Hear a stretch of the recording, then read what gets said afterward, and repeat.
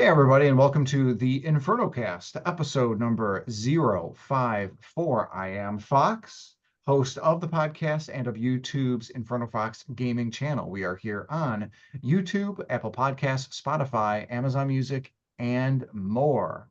Joining me tonight for another fantastical episode is my wonderful cast and crew that you see here. We have Astrimedes. He is the developer and co-owner of Second Place Games. Astrimedes, thank you so much for joining us. Happy to be here. And we also have Stormrosesky of the Twitch and YouTube channels Stormrosesky. Storm, thank you so much for joining us. Thank you for having me. It's a pleasure to be here. And also, let us say happy birthday to Simbu Darkfang. He is the host and birthday boy of the Scurryface Wrestling Federation show, which just had its season finale this past Sunday on Twitch, where he was hosting, and it aired at 7 p.m. Central Time. But don't worry, friends and foes, it will return in 2 months' time, I believe around November. Simbu, thank you so much for joining us. And am I right on it returning in 2 months? Yeah, Hunter. Yeah, it'll be about 2 months, maybe a month and a week or two, depending on when everybody's haunt season officially wraps up. So just follow the Scurry Face Facebook page, and you'll be in the know when it comes back. These next couple months, I will be playing other games. I will still continue my Sunday stream, but it'll be other stuff because, well, yeah, we had a season ending, a good way to end it. Excellent. And definitely really enjoyed being able to catch that show, as well as make sure you check out Scurry Face. We're going to have a link in the description below. So definitely enjoyed that a lot. And Simba brings a lot of high energy, fantastic commentary to his live streams. It's a lot of fun. We also have joining us, though, Jason the 13th of the YouTube channel, Jason the 13th. Jason, thank you so much for joining us. Not a problem. Happy to be here. And lastly, we have my partner and partner in crime, Jamie Owls 87. And she does a monthly series with me, Games We Are Playing. And we will hopefully have a video out this Friday of games that made us gamers. It's inspired by fantastic channels like Retro Rivals, Rad Bash Gaming, A.I.A.I, Retro Gamer Dad, and The Mad Belmont. So definitely make sure you keep an eye out for that. Jamie Owls, thank you so much for joining us. No, thank you for having me, and I enjoy our podcast every week. Right now, I'm trying to keep a cat away from my tea, so you're trying to drink it right now. Yeah, they'll probably dangle and bat the little tag. The little string, yeah. All righty, so let's jump right into our main topic today, and we are talking AI, artificial intelligence today. This is quite the salient topic, one that is quite current for today, especially with there was the whole SAG-AFTRA strike with the voice actors for gaming, and how that was the main point. They agreed with the companies about all the points with the contract except that one. So we're going to open up with our $2 definition of what AI is as it pertains to the video game industry and really at large. Astrimedes, can you go ahead and hit us with that? Sure. So for purposes of this conversation, I'm going to call it, I've seen it called generative AI is what we're talking about. So what that means is things developers use to make games, game content, or help them make the game versus, we're not talking enemy behavior type stuff. So what generative AI is it's where machine learning algorithms are applied to large sets of data. So basically think text, audio, video, any kind of images, even code could be used as input and output to these things. So you throw a bunch of this input inside of these things and it generates quote unquote unique or creative artifacts from them, outputs from those things. So I'll kind of just call out too that the legality of AI is very much sort of influx and prevents copyright anything directly created from AI. So it comes into play when we're talking about how companies are using it. Yeah, definitely. And one of the ideas, me being a big RPG fan, there's been a lot of talk that game developers like Square Enix, or even a lot of the Western developers I've heard, where they could use generative AI in video games. So imagine playing a video game and having an actual unscripted conversation with an NPC in a village during a quest, or even having the gameplay itself adapt to the player based on their skill level. But there's a lot of promising stuff like this to us consumers. Astrimedes, correct me if I'm wrong here. There's a lot of benefits to the devs as well, such as like automated testing and QA work that can get done, along with some of the more grunt work type coding or being pulled or done by AI, and it can even be used to help guide devs through like general production scheduling, or even the schedule as well. Am I off the mark on there? Does that make sense? No, that's about right. The thing I'll say, kind of again going back to sort of the line we're drawing when we're talking about, which sort of AI is most sort of like relevant and interesting to our discussion today about the game industry. The way, you mentioned things like adaptive conversations, like that sort of thing. Those things are being kind of experimented with. There's sort of like two limitations that come into play with like using this stuff directly in game. It's pretty much, one is that these things tend to be very memory intensive. So something like, when you think of something like ChatGPT, the most sort of well-known one everyone knows of, you can ask it any question and it'll give you answer that at least kind of makes sense. In order to do that, it has to, sort of memorize just such a ton of information to be able to speak on sort of all those topics that it's able to, quote unquote, talk about. In the context of a game, though, you could like shave down the size of that requirement a lot by making them, very specific for certain purposes.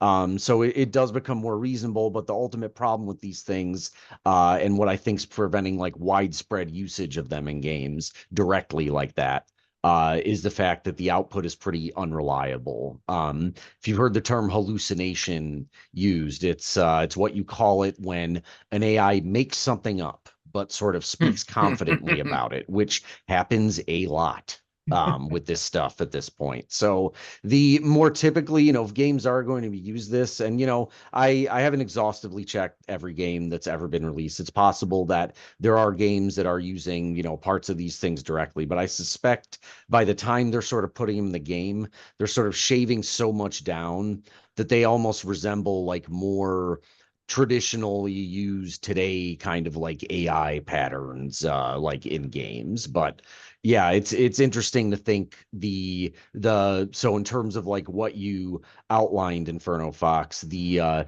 usage directly in game is what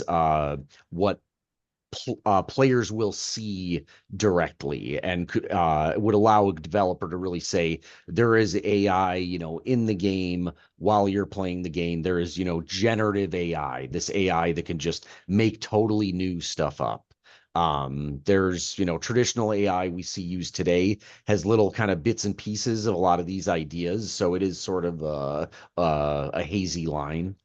But yeah, I would sort of call that out. There was an interesting, in terms of the ways it's used during development.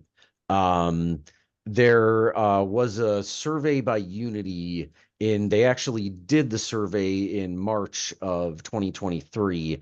So that's, by AI terms, this is a little bit dated at this point, but even then, it's interesting to see a lot of these devs are saying they use AI. I'll get in the numbers in a second. I will caveat this though with a Unity survey, like Unity's developer audience is going to be very skewed towards really small developers and a lot of developers that have never actually released a game but have just used Unity. So I'll caveat that to some of the information I'm going to talk about in this survey they did. So of the devs Unity surveyed, and it was some number in the probably around 10,000 number, I want to say, from memory. I don't have that exact number in front of me, but of the devs they surveyed, 62% said they used AI for something about game development. So 46% said they use it to improve character animation.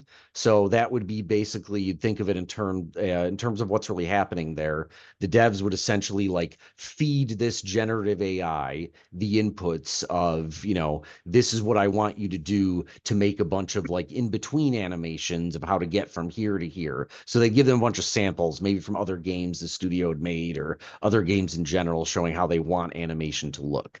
And then they get the ability to feed it a bunch of images, say an image of a character standing perfectly still, and then a character in a full run, and say generate this many frames in between the still and run, and then maybe generate it the other way with them slowing down too. And then the AI would attempt to spit out a bunch of assets that are sort of doing that. There's a bunch of like more detail to get into there potentially, but that would be like the general idea, I assume, with the way they asked this question. Improve character animation would be some flavor of have the AI help me improve and fill in bits and pieces of the animation for me. So that's interesting where and I've heard it's already being leveraged. The last iteration of Call of Duty, the one with the really god awful single player campaign from last year, had not only leveraged AI for some of the assets, but also some of the microtransactions or some of the DLC.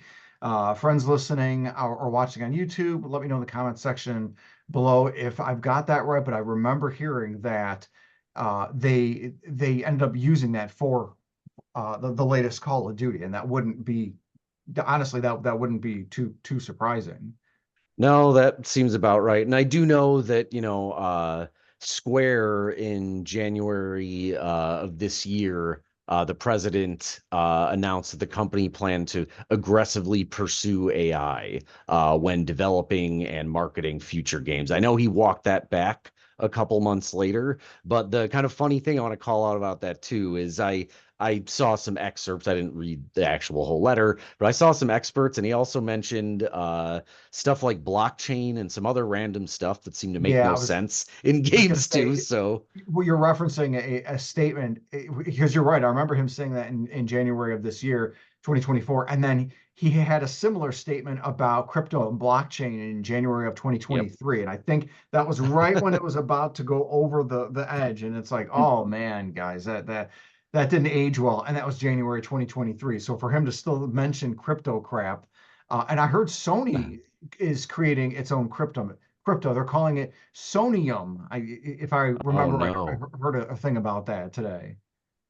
that's So terrible. Yeah, I can only imagine they're thinking of stuff like SETI at home, like, oh, why don't we have all these players just mining currency for us? and I think there was a whole thing about the Japanese prime minister or somebody high level, like a high Japanese government level, was a big proponent for crypto, and that's my understanding that that's why is still such a push from the Japanese game industry for crypto. But you'd never heard Nintendo say any of that kind of stuff, maybe because their devices aren't powerful enough to mine crypto. But we'll kind of funnel back in with the AI. Astrimedes, thank you so much for such a great introduction to it and some of the positive benefits. And I'm going to roll. We're going to kind of roll with the punches here, and I'm going to ask you guys and the crew member, my crew here, your favorite game or game genre. Um, how would you see AI helping that? And I kind of said, I kind of mentioned Square Enix because that's, RPGs and having that sort of adaptive conversations and what have you.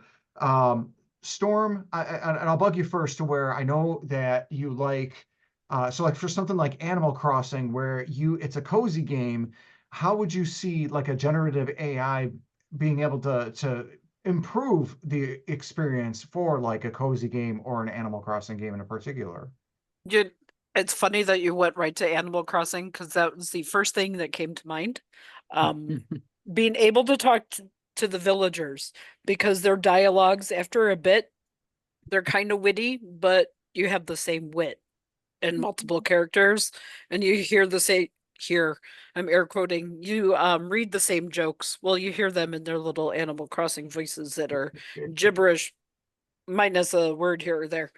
So definitely could see AI helping that, because that would make it more interesting, and maybe you wouldn't get as bored with your villagers if you were building a better relationship other than you're constantly giving them gifts so they give you a framed photo. Mhm. Eventually, that is, that is one of the goals in the game, is to give them enough gifts so they finally give you a picture of themselves, and that is the winning for a bit of Animal Crossing, is doing that. Yeah. Yeah, you gotta love it. So I could definitely see that helping, and maybe in some of the RPG things, like especially if you have something more of a choose your own adventure style, that if AI were adapting to your independent answers a bit more than they do, they've gotten better with that, but I could see that being a benefit for interactions with in-game characters and whatnot, and making it a bit more not tangible, but seeming like a stronger relationship or something, or that parasocial connection in video games, making that tighter.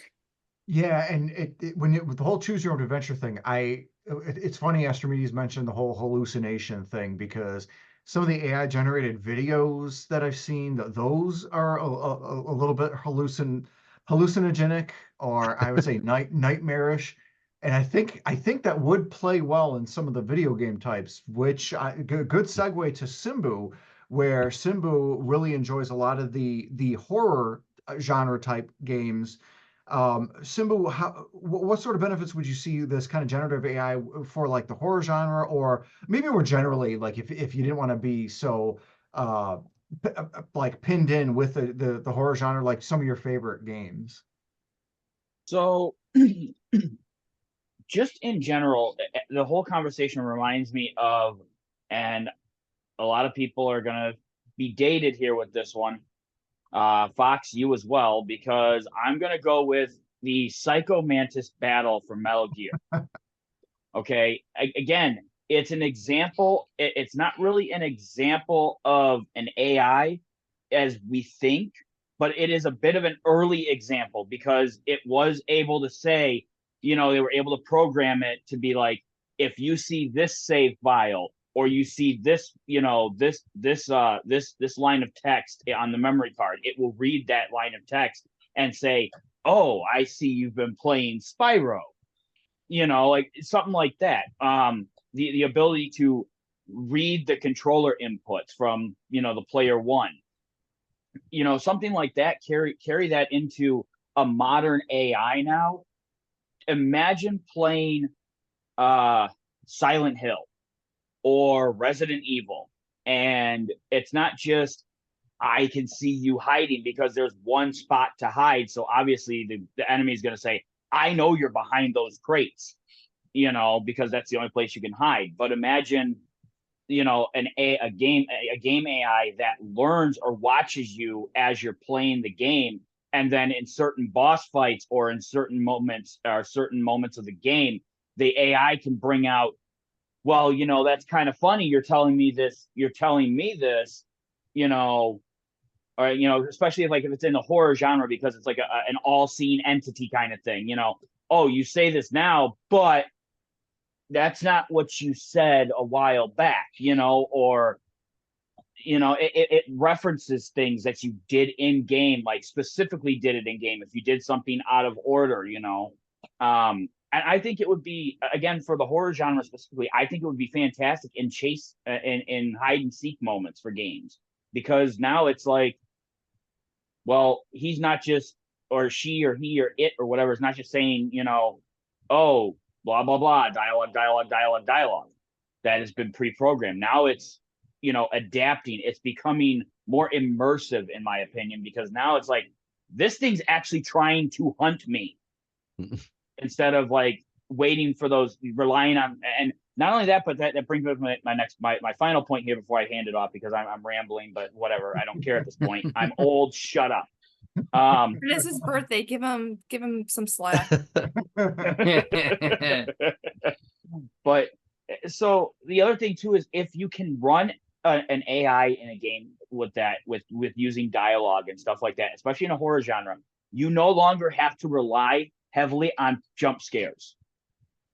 Yes. You no longer have to rely heavily on point. Yes. right. The soundtrack no longer has to, the soundtrack is important, but you don't have to really heavily rely on the soundtrack to lead you into that pop scare. Now it's a different kind of creepiness. Yeah.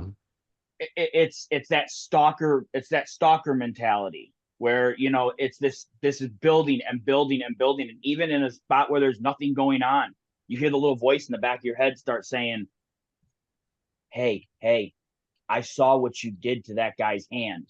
You know what I mean? Like, again, it just brings that air of being watched, like your most of your movements. Now I can't probably define everything you do, but it can define enough that it adds to that immersion. And it's, again, to that end, I think that's an awesome application. And think about it from a psychological thriller sort of perspective, where let's say even today, the Facebook and Instagram algorithms can accurately predict what sort of content and reels and whatever that you want to see in, I guess, TikTok for all the skibbity toilet Gen Zers here.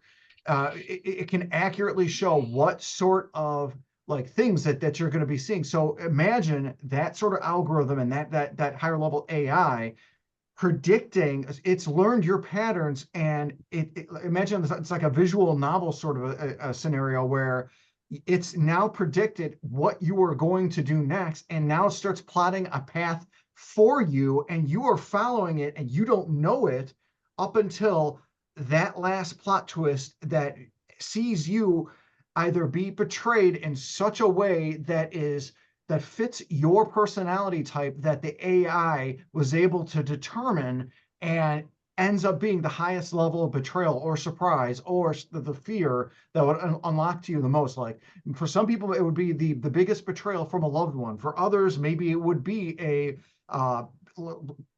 personal like hunt and stalk sort of a thing, but it would differ per individual, and just the level of like fear and potential like psychological damage. You got a horror game that can take advantage of that and sell millions. Add to that, if VR would ever launch as a real thing, if you added that to the mix, yeah, it would require a lot more holy goodness knows power, but that level of immersion would really damage a lot of people, and it would be end up being a really great game.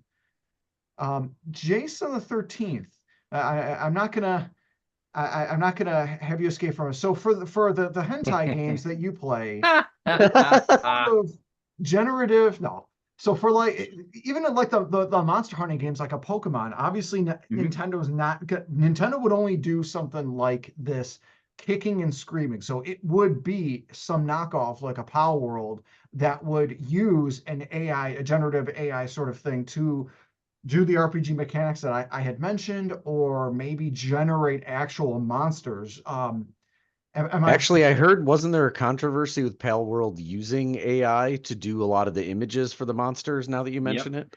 Yep. Potentially from Pokemon, Dragon Quest monsters, a couple of the RPGs, but it's like you said, it's that whole like, it's far enough away, it's hard to do the copyright thing, at least until we've got some sort of regulation, which I think is going to be coming down the pipeline from the EU, European Union, because they're always the ones that get usually first pass on reining in these technological companies. I mean, hey, it's the reason your iPhones, the new iPhones, have USB-C ports. It's not because Apple, out of the goodness of Apple's hearts. No, it was the European Union's regulations that did that. Sidebars, all sidebars aside, what do you think, Jason the 13th? Well, they could use it for making new monsters and stuff like that, but they could just use it in general. Like, if everyone remembers the big joke about the trees in Pokemon, AI could simply make that better for Pokemon instead of them getting so much crap for simple stuff like that. But What was the issue with the trees? Oh, when the first screenshots of the game came out, everyone focused on how bad the trees looked in the videos. It was just like a single bad model for the and trees. Yeah, and okay. it's like everyone harped on it so bad, and everyone else that like understands it's going. You realize this is a test video that they're giving you, right? Like it is not final product. I mean, I get it. Pokemon still has issues with some of their stuff and some of their graphics, but it wasn't as bad as that original tree that everyone harped on. Well, and you got to, everybody needs to remember that this was, as Jason said, this was a test shot, not what the Sonic movie, the Hedgehog, they tried to give us and got bullied by the internet, and rightfully so. Oh, but again, though, on top of graphics, where AI can improve graphics for them, again, just like Storm said with Animal Crossing, your NPCs, unless it's story driven with certain characters, all your other NPCs are just basic run of the mill, give you one line things where you could use the AI to give it a little bit more conversations into the game. It would just develop your games a little bit more and give you a little bit more interaction with stuff instead of just the story-driven characters. Yeah, absolutely. There's a lot of potential benefits and upsides, and we've really got it for a lot of the story-driven vehicles. Jamie Owls, would you happen to agree, and or did you feel there's a place for any of this in like stuff such as platformers, 2D and 3D platformers like Spyro, Crash, Mario, anything like that with those are your favorite genres?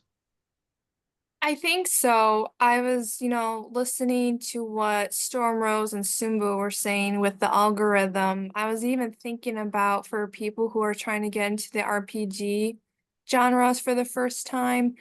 I know some games have different levels where you could play as easy, intermediate, hard. For anyone who is trying RPG and, they get into battle, they're still unsure, and then maybe there's an AI set up to where it makes suggestions or kind of like a how-to guide versus trying to go online to review what battle or how to fight a battle, to where if it picks up that you're struggling, that you can't fight an enemy, then it like an option pulls up it tells you like, okay, instead of trying to use your weapon, try using some sort of potion or magical item on this enemy, and it's funny you say that because two things. Number one, the PS5 itself, when it was being released or about to be released, boasted that ability to be able to provide you those tips like live, or you could go in and check the community to see it'll pull up videos for you or even guide you through gameplay.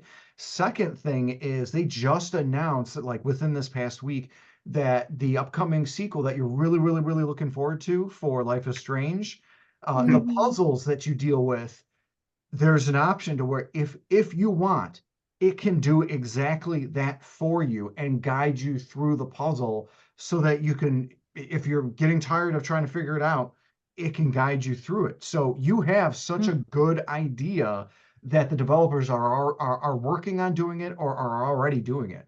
Well, damn it, they stole it. They did. Fox, I was going to bring up the PS hints. Yes. Yep. And so that it's great that they've got that. And it's funny too. It's really a controversial thing for a lot of the good sort of people, sort of gamers that like to think that they're hardcore because they don't ever seek help or try and get help to do something and play the same boss for 10 to 20 hours in a row until they beat it. That's fine, but that's not how everybody wants to game. And that's where, as Jamie Owls was saying, this sort of AI can used as a tool to help other gamers who want to get we want to get through the story. We want to see the story from start to finish. We don't want to be stuck on this boss for 20 hours. We want to just have fun with it. So, and I'm sorry, Jamie, else, was there anything else that you wanted to add? I apologize. No, that's okay. I was also thinking where for like some of the games that you mentioned, Spyro, Super Mario, I wonder like it would be a cool idea or a tool to use if you want the background of your levels to have like a real life effect. So if I were to be playing Spyro the Dragon, the field that I'm in may look like real grass or real trees, uh like real flowers. I think that could also be like a cool option for people to select if they want like a different, visual effect. Gotcha. Yeah, and where AI can help to do the generation of those graphics and not press the devs during the actual development process. So Yeah. Unfortunately, that would sorry. also probably require a PC for it to look fully realistic. Yeah, and or cloud processing and generation or something like that. And that's where the best system, the Xbox Series X, can really shine because it is the best system and it can absolutely do that, connected by the best cloud services, which is Microsoft, proudly sponsored by Microsoft. No, we're not sponsored by them. No. They actually have Speaking, money. right? So we're sort of talking about a lot of the positives. We're going to flip the other side and talk about the negatives, and there are quite a bit of negatives. This is up to and including loss of jobs, up to and including voice and motion capture recording, since AI can replicate it once it is trained on the materials. And then creative roles, as Jamie Owls was kind of saying, okay, you got the graphics being generated in the background by AI. You don't need a graphic designer to be able to create those background graphics. We got the script being generated for RPGs for the NPCs. Well, you don't need as many writers for the script and dialogues. And then where it's being used as a QA tester, that's job losses there. But the big thing, one of the big negatives that I feel is that AI cannot create wholly new content. It must train on existing content to be able to create a product. Thus, there's always going to be a lack of originality and a loss of innovation with game design. And the algorithms aren't an end-all be-all for fixing issues, because nothing can catch things like a human eye can. And what an AI could be considered suitable may be unacceptable to consumers as well, like the hallucinations that Astrimedes mentioned. Okay, this is right. Like, no Siri, no Chat GPT. Strawberry does not have two R's. The idea that it's just presumed in its correctness. The idea that it assumes that it's right kind of is a wholly human trait. I mean, kind of a philosophical thing there, but either way, it just means bugs or issues might not be wholly caught by AI. And I sort of hit you guys with a number of negatives. Astrimedes, what other negatives do you see with AI, like in general, like a general sort of thought? I mean, in general, like the biggest problem is, what you mentioned. Essentially, like people are thinking of AI as something that it's actually not. They think of it as something that can create something new, from whole cloth, as if there was no sort of like input, when in reality it's really like it's a great remixer is sort of what AI is. And yes, technically it creates, unique combinations of words that have never been put together before, in many cases, whatever. But even in those cases, like just compared to a human making the content, it's always going to fail. Like even for a lot of the, good ideas of examples you guys had of what a smart AI could do, like even like Nintendo will never do that at this stage in the game because the quality is so bad with those conversations and so unreliable that they wouldn't trust it to do what would be a good idea to add dynamism to those conversations. The quality really just isn't there. So across the board, I'd say the biggest problem is that people assume it has reliable quality level that can produce really unique things, really unique and good, high quality content for players, when in reality it really can't. Like, yes, everyone's seen examples of really good images generated by AI and all that, but really that's throwing, that's after like 1 million attempts, you handpick the best one. Like things like image generators, that's what everyone's doing. I've actually used image generators a lot, and for certain things they're good. Now, to be fair, I've never used image generators for games, but video games. But what I did use them for is for the online element of a Dungeons and Dragons game where I have a tabletop system. I generated character portraits for both players and enemies, and it's suitable for me because my quality bar is basically about this high. If it looks about at a glance like the thing that I want it to look like, it's completely suitable for me. And I have read, going back to video game development, I have read just forum comments from people online that work in video games, or at least say they do, that say a usage they've seen in a few different studios is generating placeholder art. That's literally just a way to start to communicate the ideas without having to use the artist's time. And the idea there's a very like, and I'd switch back sort of like a positive there, but it's like, it's all because at the end of the day, you can't really make high quality creative content with AI. You have to really lock it in to like a very specific purpose that it has, where either low quality is acceptable, or you somehow have the ability to take your pick from 1 million different options and basically have a human pick which is the best one, which for games obviously you don't really want to see.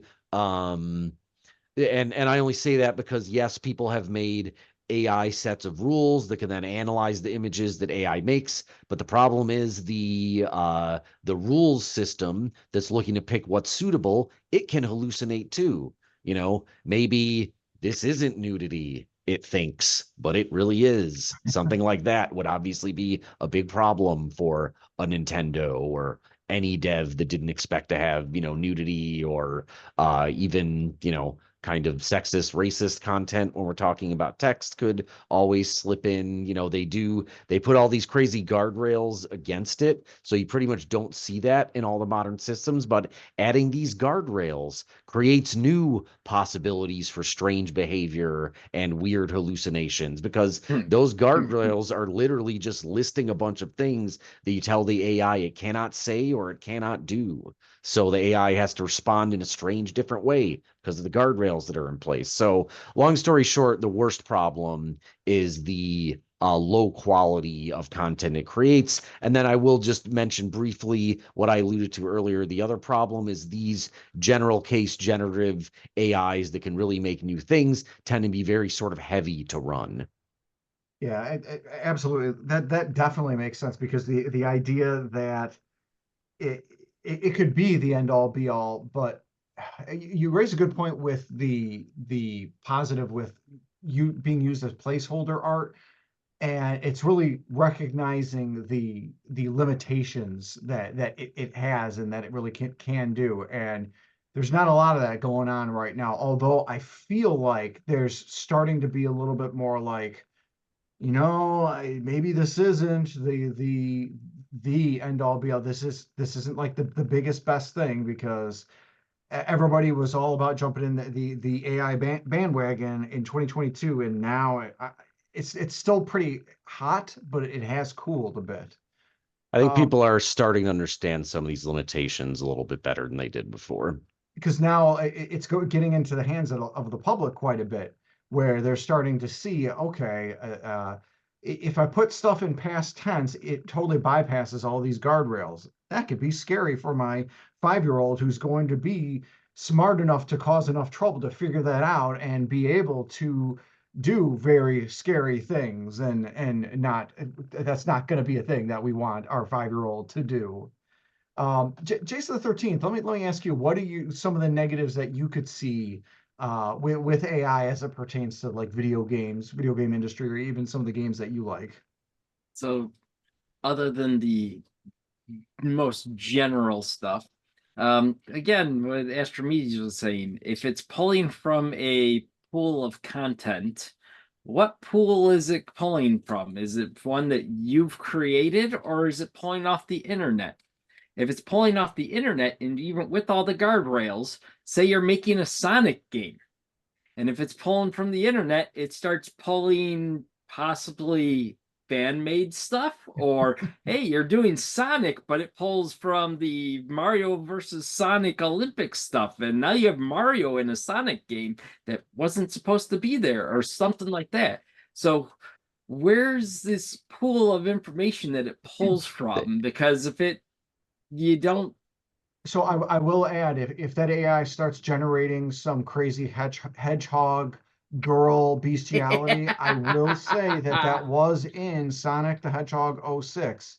There is a Sonic, the girl does kiss Sonic to wake him up or save him or something like that. So it is being trained on Sonic material. That did happen, Sonic friends. I will just jump in and briefly say, like, the data sets, like the source of data is something that should be, and theoretically is being very closely tracked by these companies that are using it. So in theory, they're paying attention to, okay, I used this particular data set that has, say, all open source content on it. So it was, that data set was technically trained on something that doesn't infringe. I could see a smart way for a company with a ton of history and a ton of content would be sort of almost what you kind of alluded to, train it on your own stuff specifically. And then not only is there no issue with copyright, but you have a really good idea of the kind of stuff it's going to spit back at you. But the more limited those data sets are, the the more kind of similar to the original source material they're going to look. So there's kind of like where the balance comes in terms of reaching out to the internet for content. There are basically the only ones that are doing that are sort of like either internally developed ones at these companies that they don't let loose on the public to play with. So ChatGPT is not real-time accessing the internet generally when you're talking to it, though you can now, if you're running it locally, or if maybe you have pro subscriptions with some of these things, you could like plug in websites that you want to tell it slurp up all the information on this website and use that as part of your data set. So sorry, just needed to mention how the data sets theoretically work.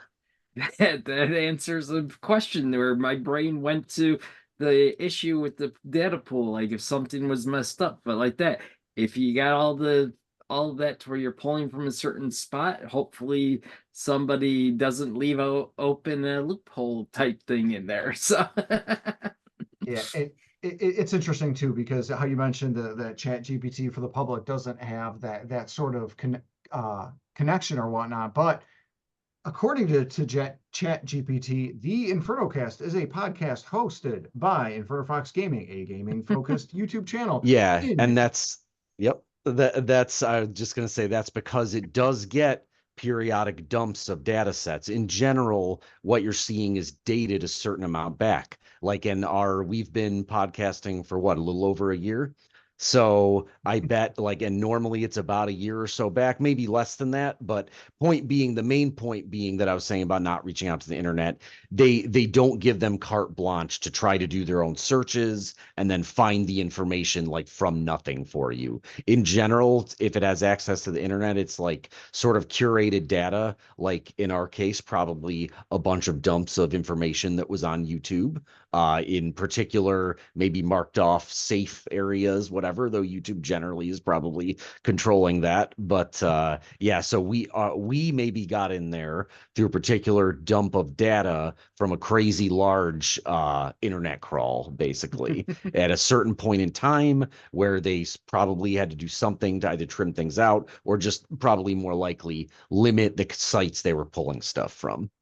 And because Tumblr exists, there's absolutely Sonic bestiality in that data pool. What is it? If they include Tumblr, if they aren't smart enough to remove it in that data set, absolutely. Oh my goodness, you think Tumblr? Oh my goodness, the things I have seen. you have Well, But you the know how data someone have spends eyes. a Friday night. Yep. One of the many secrets. So Storm, what are your thoughts? What are some of the negatives that you could see with AI as it would impact the gaming industry or Tumblr at large? Well, I have strong opinions about the AI generated photos that have gone around, especially those that have been of tornadoes with rainbows near them, which are mega eye rolls, and people saying, "Oh my goodness, the God Almighty is great."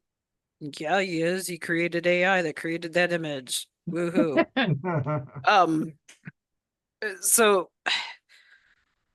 also as writer, I have concerns over, them taking over certain jobs and taking over the story. But what you said there, Fox, makes an excellent point. The originality, the human brain is the only a machine that can come up with the truly original idea. So they'll keep pulling from all of the stories and ideas that we've already seen, and they'll just be wearing a different bathing suit. We'll see a Sonic, but he's now, a little dog or something. I don't know. They will constantly use the same things where you do need a human touch for, our original storytelling, which I think people will appreciate because while the technology is getting smarter, at the same time, we still need a human element to anything that we do to keep people's interest and whatever, unless I don't know. It's a scary, scary thought to have the idea of it that it becomes so compassionate that the AI becomes, empathetic and more empathetic, and it's more of a frightening thought to get into. So I don't, as far as I would like to see it improve technology for, video games in of themselves, but only to make the jobs easier and our enjoyment a little bit better, but not to replace the human element in storytelling or have it generate the stories, because then that's just it's going to get boring and I feel for the company that would generally just rely heavily on AI and have no oversight by any humans. And some corporation is going to do that because that's the way corporations like to do things. Mhm. So I was already thinking that there's probably some kind of indie game out there where some lone person has made their game strictly from AI generated content. Oh yep. yeah, actually even years ago I was seeing that somebody basically sort of rigged something up to randomly generate games in Unity based on a certain concept, a bunch of different variations, and then, automatically posted them all to the App Store. A lot of that is just scripting, but like, yeah, I guarantee there have been games that have at least been largely assisted by that. And there's actually attempts to make game engines now. There's active development on attempt to make game engines where it's like you don't need to know any coding. As a matter of fact, type in a game idea and I'll spit out a game for you. It will generate the entire game based on what you typed in. Of course, it suffers from all these issues, and why I think writers are safe for a while, Storm, at least right now, is the quality is so bad of the writing that it is for not now even at least. funny. For Right. now.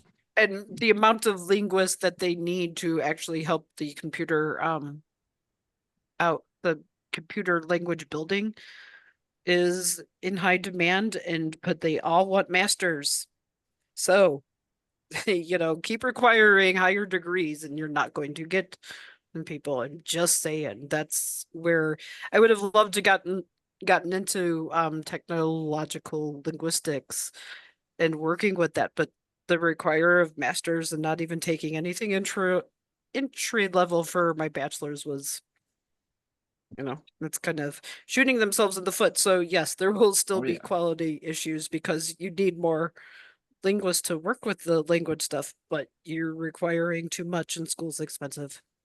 Yeah, it's the whole That's catch-22 of, oh, have 10 years of experience or two master's degrees, a doctorate and a thesis, and we'll pay you like the minimum wage or maybe $15 an hour. yep. Gotta love that. I feel like we see that all the time. Yep, a whole other discussion for a whole other podcast. So We live in the best of all possible worlds. Yes, this Yes. is the sacred timeline, right? yes. So I think AI is Uh, it's good, but it can be very, very dangerous in the wrong hands for the video gaming industry. So, it only time will tell. But I think we're good for now, and hopefully the powers that be use it for wise, good things for us consumers. Oh, let's hope so. Simbu, how about you? What are your thoughts? Like, what sort of negatives would you see with AI as it would impact the gaming industry? Does it sort of align with what we've said so far? What have we missed anything? Well, yeah, so far, a lot of nails hit on the head here. I'm going to probably get a lot of hate, and that's fine for this, and maybe mostly from the our female viewers. But AI in video gaming, if you are strictly relying on it, as everybody has said, it becomes a stale pool. There's no originality. Everything just sort of gets jumbled and mixed around and things like that. And I call it the Hallmark Channel effect. Because while it's fine if you love Hallmark Channel movies like at Christmas time and stuff like that, it's great. But it's the fact of the matter is it's the same basic plot line with every single movie. It's always, it's Hallmark and Lifetime are horrible for it with that. It's the same plot, just maybe a few different little things here or there, that change. Or hot take, a Marvel movie. There you go. No, now you're crossing the Marvel line there, movie. Astrimedes. I'm offended. All right. You're booted. All right. Now this woman is offended. Now I'm offended. On Hallmark, you went after Marvel, tisk, but I have to agree. Moving on. Thank God for Deadpool and Wolverine. But moving on. Right, yeah. And I finish up here. And again, it's not bad if you like it. They're cozy movies. My mom watches them, all the time in the holiday season. That's fine if you love them as a cozy movie. But again, that's the problem though, that it's going to lacks originality. Mm-hmm. And you can have an AI fill in a whole bunch of stuff, but you still need a Simbu, you need a Fox, you need a A.I.A.I, you need a Jason the 13th, you need an Astrimedes, you need a Stormrose to tell it where to start and give it, benchmarks along the way. Like, okay, we're starting off in a decrepit castle high on a cliff. All right, fill into this bullet point. Now we move into a cemetery and, by the sea. All right, now you fill in all this to this next bullet point. But again, you still have that human touch, and that's something, until the T800 shows up, we're not going to have. No, those are good points, and it's I called dibs on a cemetery. Heard it here first. Jamie also, what are your thoughts? Negatives with AI, video game industry, and in general? I mean, I pretty much agree with everyone I was saying. I mean, the biggest negativity of it all is that people could lose their jobs, and, having this kind of platform can really take over.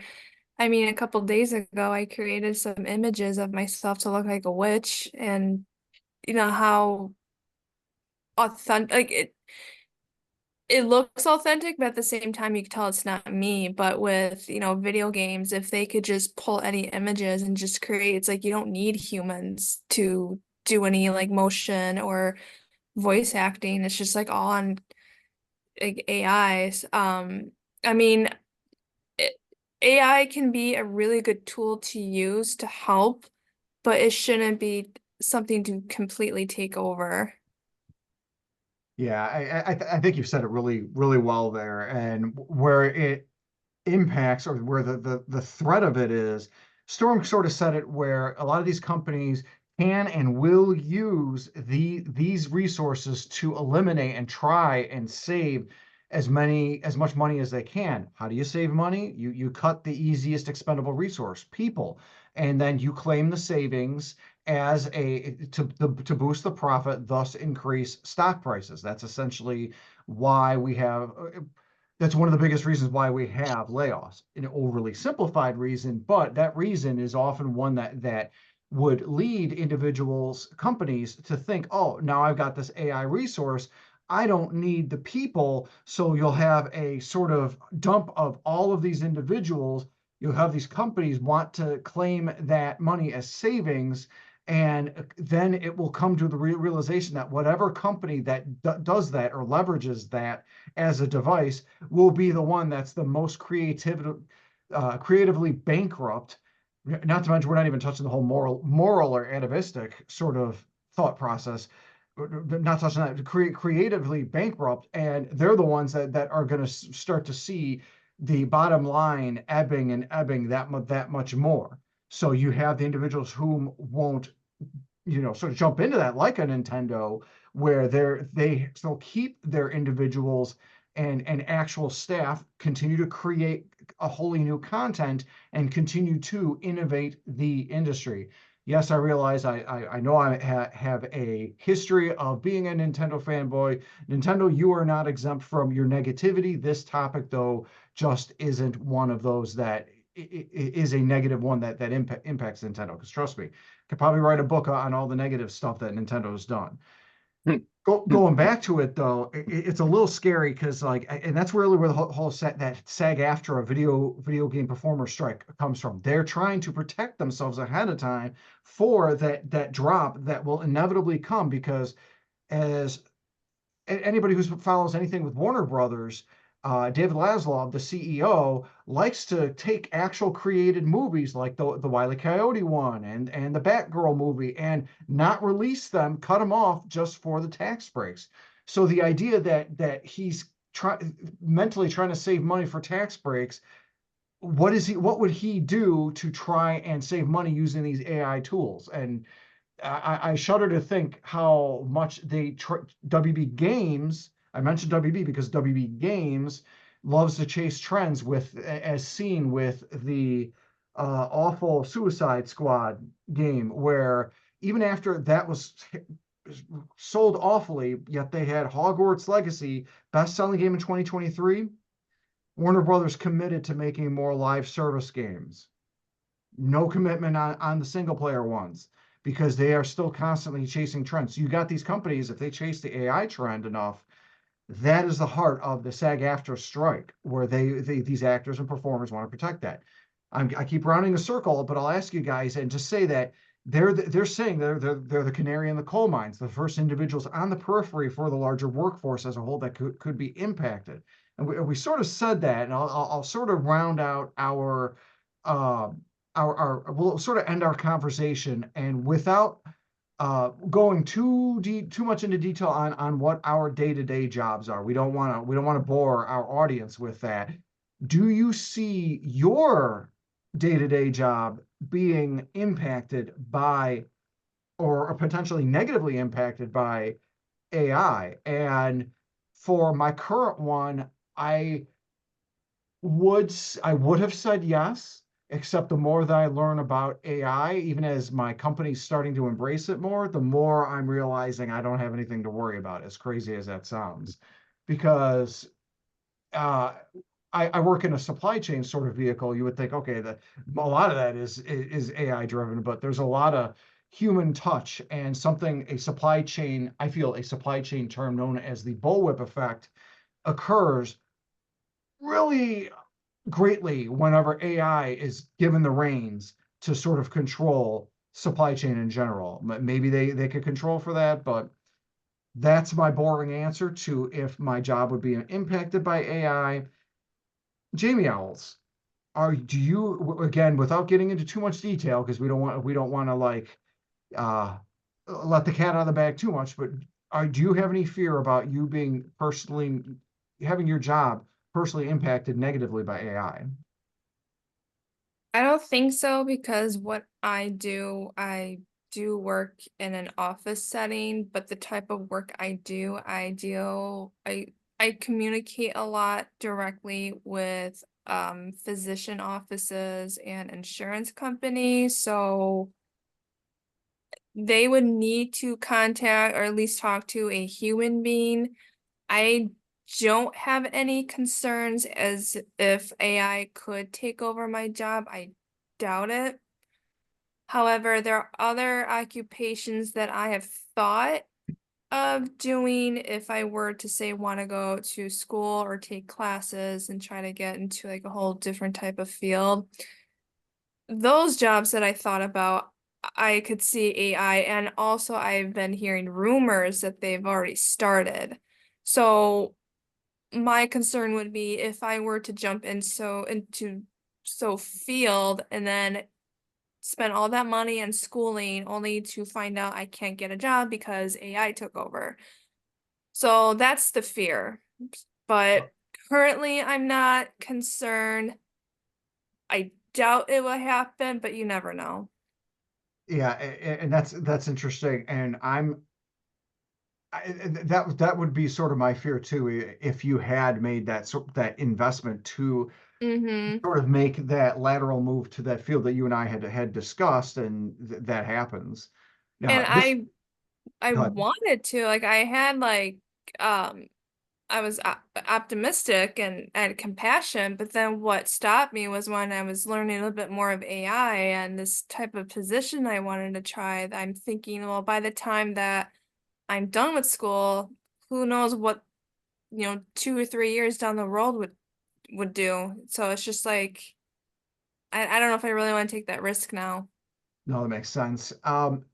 Simbu, if you're comfortable with sort of illuminating us on your if you have that sort of fear, if you're comfortable with mentioning it, and if so, I'm genuinely curious about your thought, because how it would impact what you do uh is sort of parallel with what I've done before in some of my past jobs. He'd lose his commentating on Twitch to an AI bot. Yep. I'm sorry, I don't think there's an AI out there that could replace me, at least in that retrospect. See, negatively for the run-of-the-mill day job, I don't see it being a negative impact for me. I can see there be possible like benefits to an AI usage. I.e., like as you see, Tesla has the auto drive features and stuff like that. So I can see positives for that, because I could see that, like I said, that being a positive possibility. But as far as like negative impacting me specifically, I don't see that happening. And then the same thing with as an actor in a haunted house, I don't see you can have. There's already the discussion has brought up. I can put a prop in that corner. I can put an animatronic in that corner to do what I want, and it will do the same thing all damn night. Problem is, Fox pees his pants. Jamie Owls laughs at it. Jason the 13th rolls his eyes. Storm goes, meh. And Astrimedes says, wow, I bet I could have programmed that better. Okay, so that's the thing, though. That's one thing. There's no adaptability to it as you would get with a human touch. Now, hang on a second. I would poop my pants before I would pee my pants. I don't know. It could be a combo. I would poop my pants before I would pee my pants, sir. No, so the whole the auto drive thing is really interesting, because I heard automated driving being a thing back when I first read about it in one of my past lives, as I like to say, back in 2016, 2017. Oh, it's coming. It's coming in 3 to 5 years. Next year. A lot of like, people were even starting to say, like, yeah, in 2024, it's still 3 to 5 years. And it was enough to scare away new drivers from getting into it. And now the big issue of, I say now, I apologize. When I was so attached to that sort of business about 2 years ago, it was a thing where you still had all the old dogs on the road, and they want to retire, but there's nobody to replace them because they got scared off by their jobs. Potentially new drivers, they don't want to get into it because they don't want to be replaced by automated driving in 3 to 5 years. So That's really interesting, and I'm heartened to hear that you don't have a fear of that. So I'm really glad to hear that. Jason the 13th, yours is interesting. I'm wondering how that could be automated. What are your thoughts? Are you worried about that? So being in the printing industry, what I do, I run a press basically, so that I have no fears of until they create the AI that's in a robot form that will take over for me. But that's a long, long time away. But now, where it could impact the printing industry is all the pre-press people that are setting up files and doing all that kind of stuff, that if they get AI to do that kind of stuff for them, that they lose their jobs, and then AI setting up the jobs. And then if I have a question, I don't have anyone to go ask questions to get answers to. I just have to deal with whatever I'm given at that point. So where my job is fine, I could see AI possibly interfering in lungs to the people that come before what I do, and then that could cause an issue. Oh, that's interesting. Yeah, I could kind of see that too.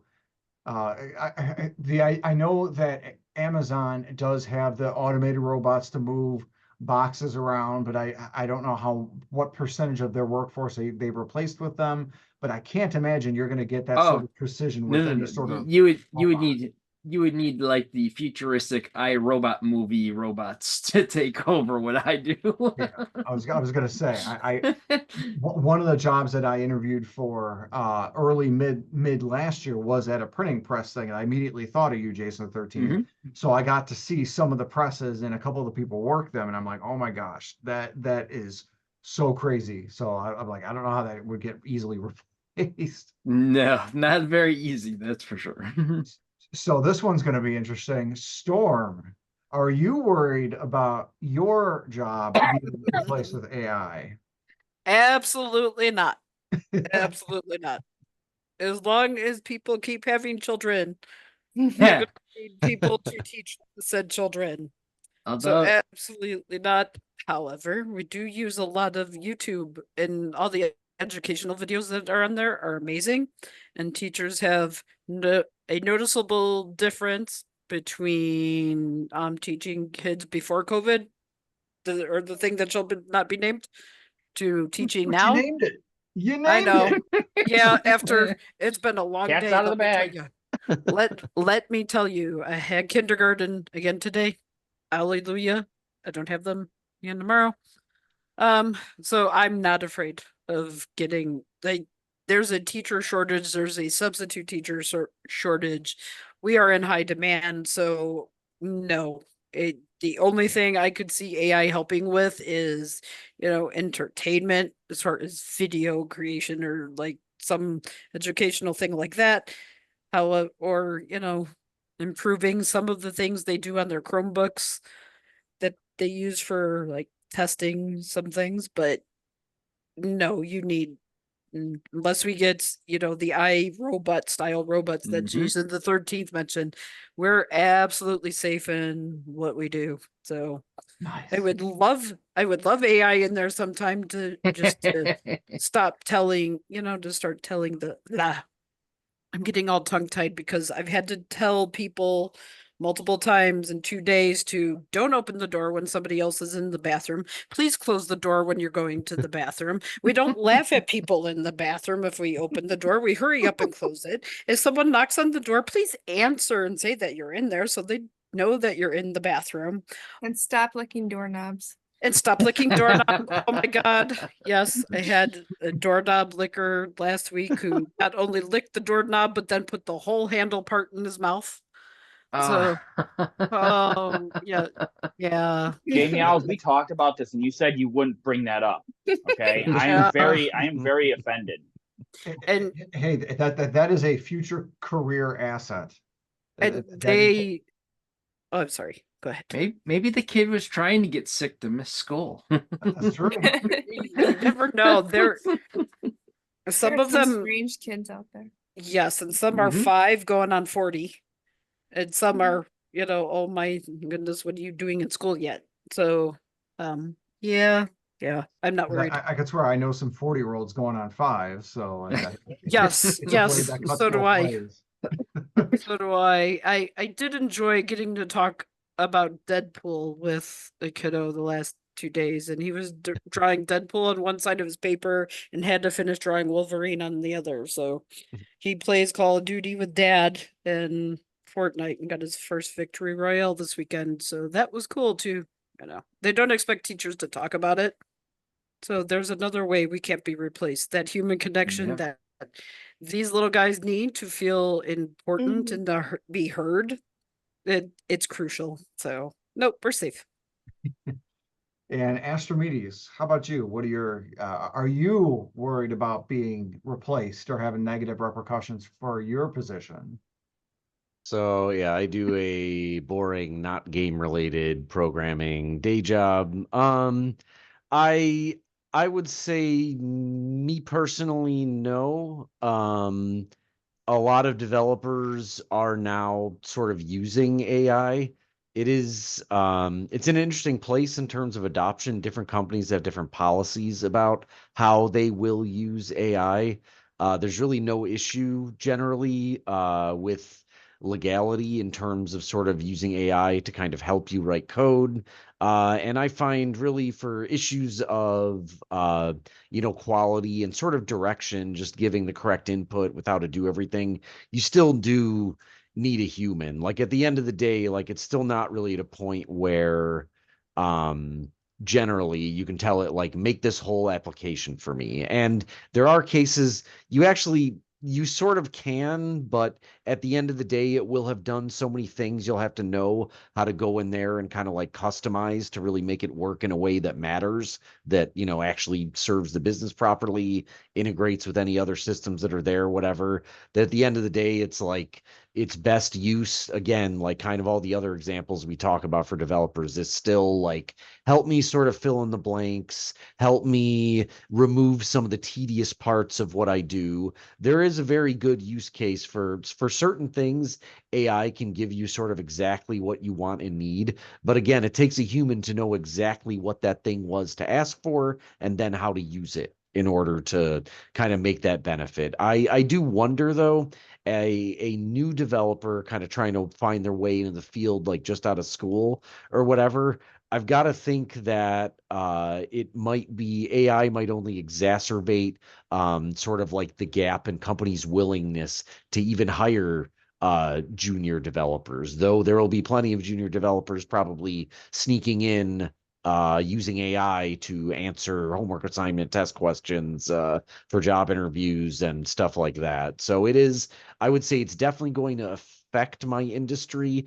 I don't think it's going to just wholesale replace developers in the way people think, but it can, anytime you're making something more efficient, that theoretically means if you have a giant staff, maybe it took 100 developers to do it before, maybe now it only takes 70. But I think the people most vulnerable are going to be more like on the junior end of the spectrum. I would say anyone in the workforce right now who's a developer that's at like a more at least mid or senior level is probably still pretty safe. That's good because it ultimately it will impact the overall input or ins and outs of the individuals whom are hired. I still worry about that inevitable dip or drop of personnel that will be held and kept on the payroll at these positions because these companies. I've said it before in my videos, and I'm going to remind our listeners that these corporations only care about profits. They do not care about you as a person. HR is not your friend.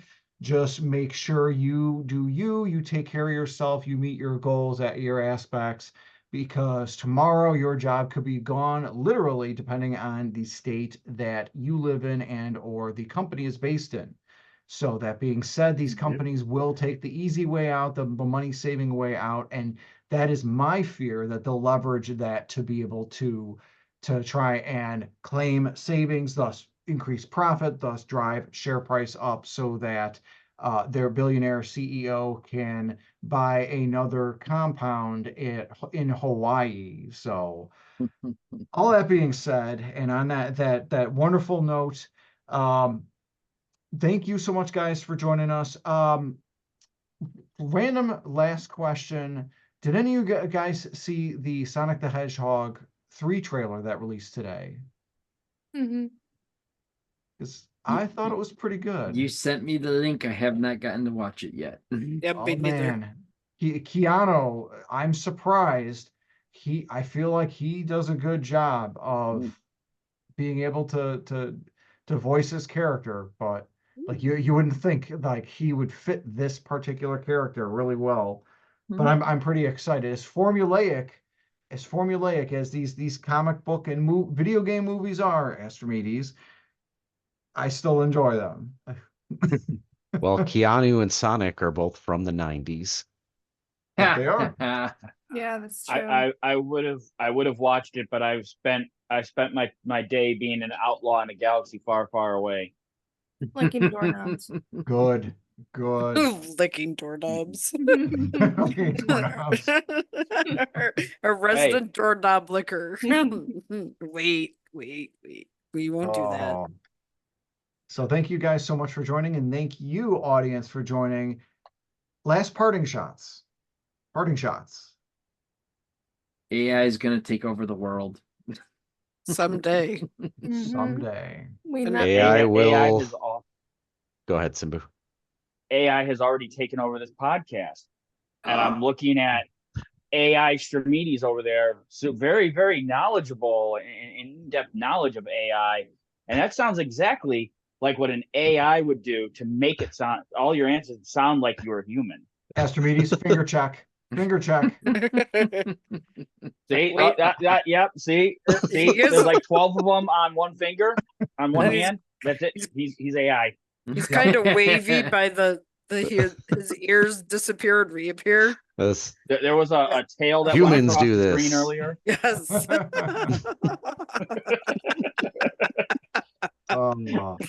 Yeah, my parting shot would be AI will absolutely affect people, and it will, remove some amount of jobs. I do think there will be probably, I hope at least, a bit of a self-correction as companies that act most aggressively slash a bunch of jobs. I hope they are made to pay with the effects of the bad quality of the AI, and other companies hopefully get the hint and sort of self-correct. Long term, it is something that will be potentially very scary to watch, but there will be a lot of really neat things that come along the way.